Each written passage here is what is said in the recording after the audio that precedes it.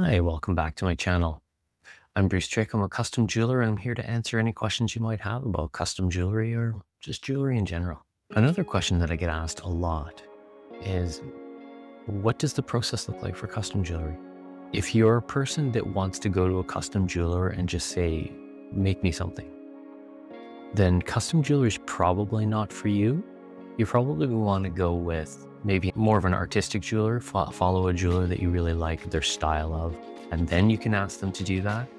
But somebody who's custom like myself, I build each piece to be for the one person that I'm making it for. That's it. So once you contact me, I like to have a meaningful conversation. It can be a sit down together. We can do it over the phone. We can do it over video chat.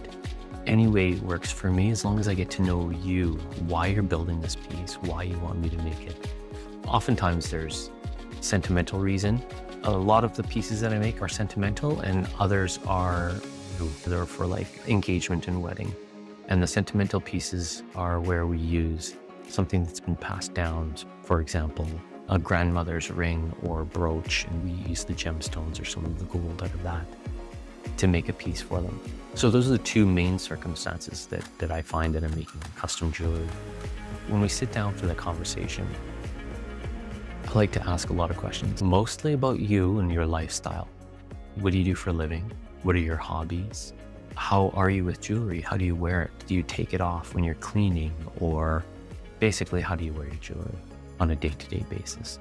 When I find those things out, I make notes because they tell me what your lifestyle is like.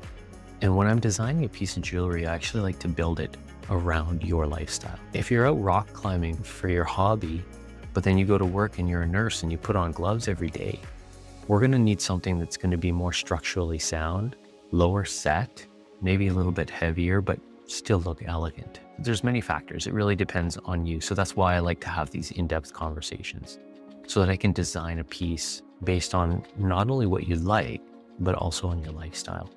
So that's the first step of the process.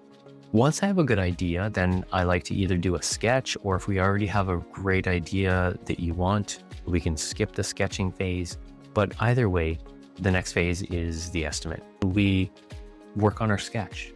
I like to work on my sketch with you. We can do some back and forth until it's exactly how you like it.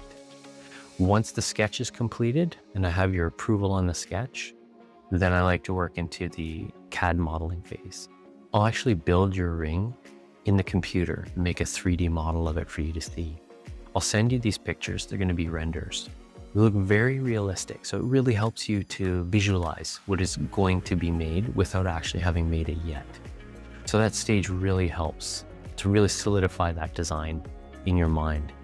If you need any changes, then we go back and forth and we fix things, change things however you might want.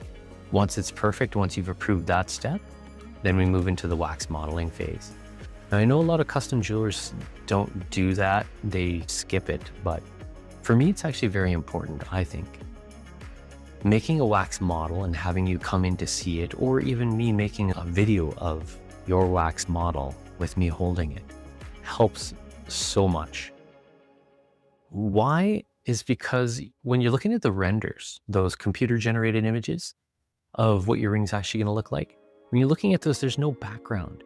There's no reference point, right? So you really don't know how thick is this? How tall is it? How wide is it? I have no idea, right? It looks nice, but what are the actual sizes and proportions? So it really helps to see that next phase of seeing the wax model.